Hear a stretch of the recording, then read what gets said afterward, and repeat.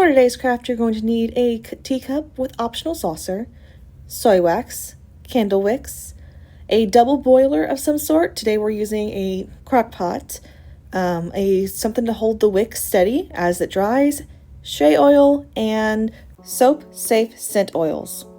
Oh, and also a thermometer, either candy or meat, because we want our water to stay under about 160. After that, it starts to burn, and we don't want that. Now, I have a little over 1 teacup full of soy wax. Honestly, I probably need about 2 teacups, because once it melts down, all that air in between the flakes disappears.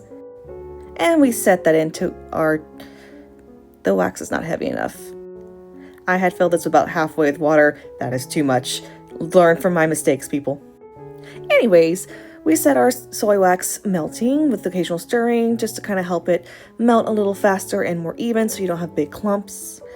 This took about 10 or so minutes, but in the meantime, we set our sticky to the wick, make sure our cup is nice and dry, center it,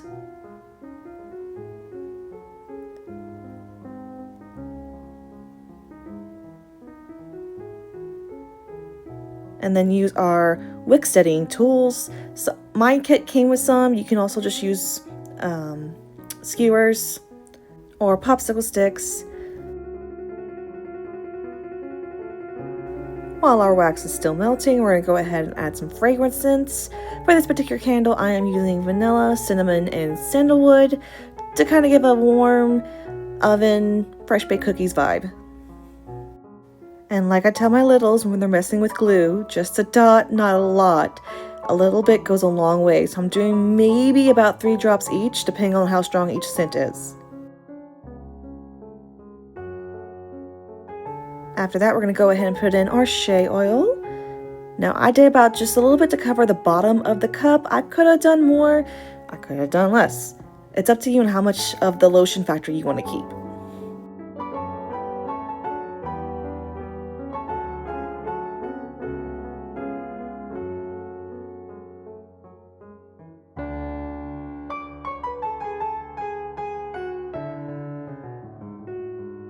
Now, while our wax continues to melt, I'm just gonna clean up my station, make sure the water's still at the right temperature set, which it is, which is wonderful. And I'm gonna keep my station clean.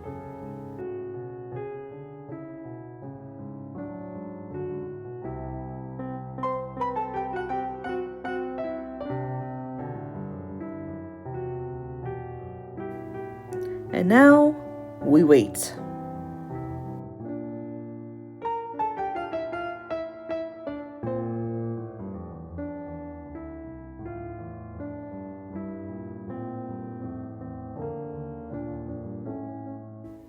And we're melted. So we're gonna make sure our teacup is in place, and we're gonna carefully pour in the wax using this spoon to help guide the wax so it doesn't drip all over the place. And as you can see, like I said earlier, I needed more wax. But we're gonna give it a little stir to make sure our oils are mixed in and use the spoon to make sure the wick is secured where it's supposed to be. And once again, we wait.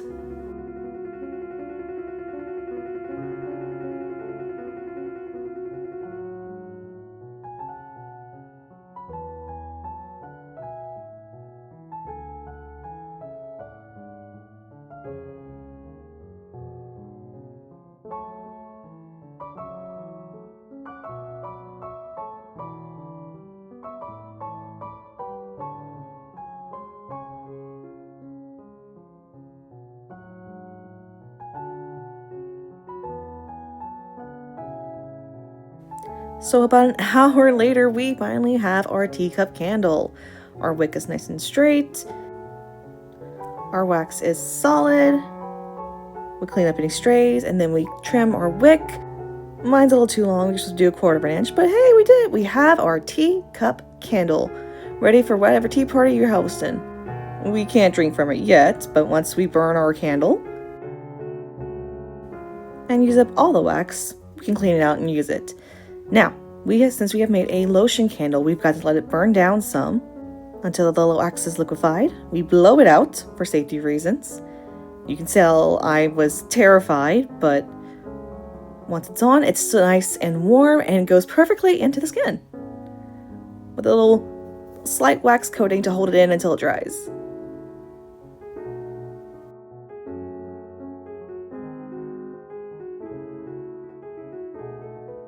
And there we have it.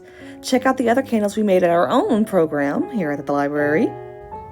And be sure to check out our website or step into one of our many branches to see about other programs we have going on and to register your spot today. Thanks for watching. Stay cozy.